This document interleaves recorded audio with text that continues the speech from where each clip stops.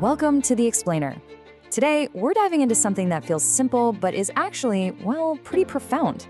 What if the secret to truly great customer conversations isn't just about the words you use, but about how you actually connect? So here's how we're going to break this down. First, we'll talk about that communication disconnect. You know the one. Then we'll get into a really powerful mindset shift that honestly changes the game. From there, we'll open up the whole toolkit of different ways to communicate. And to wrap it all up, we'll show you how to put all these pieces together to forge those real, genuine connections. Okay, so let's kick things off with a feeling I bet we've all had at some point, especially if your job involves talking to customers all day. I mean, have you ever finished a call or ended a chat and just had that kind of weird feeling? Like on paper, you checked all the boxes, you said everything you were supposed to say, but you just know you didn't truly connect? Yeah, if that sounds familiar, you are definitely not alone. It's a super common challenge. But here's the good news. The moment we figure out why that disconnect happens, we can actually start to build a bridge over it. And that's exactly where we're headed next. So, right, how do we fix this? Well, according to the source material we're looking at, it all starts with a huge shift in perspective, rethinking what communication even means. Let's lay that new groundwork right now.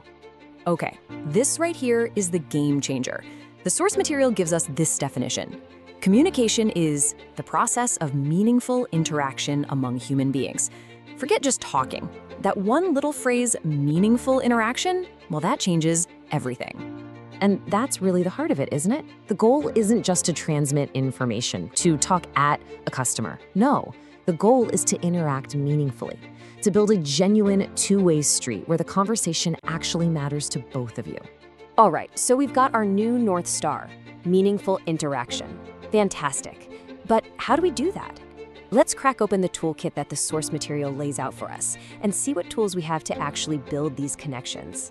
So yeah, think of all the ways you communicate as different tools in a kit.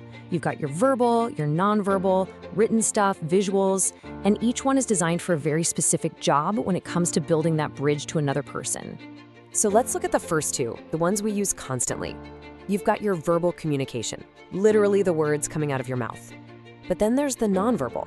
You know, your tone of voice, your body language, the expressions on your face. That's all the unspoken context. And let's be honest, sometimes that stuff shouts way louder than the actual words. And then you've got this pair. On one hand, you have written communication. Think emails, chats, reports. It can be super clear, structured, and it's permanent.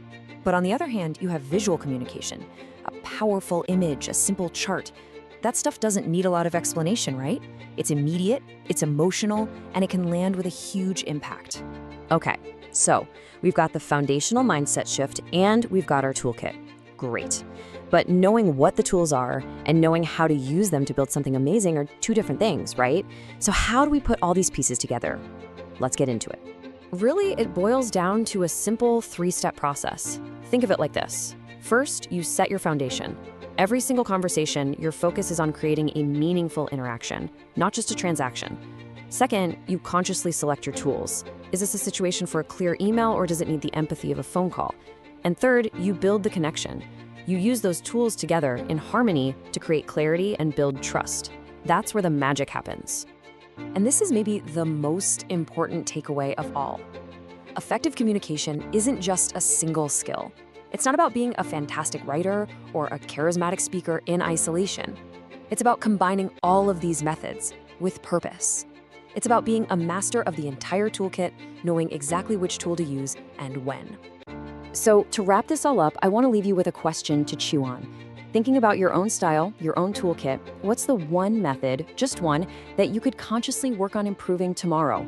What's the one thing that could help you create even more of those truly meaningful interactions? Definitely something to think about.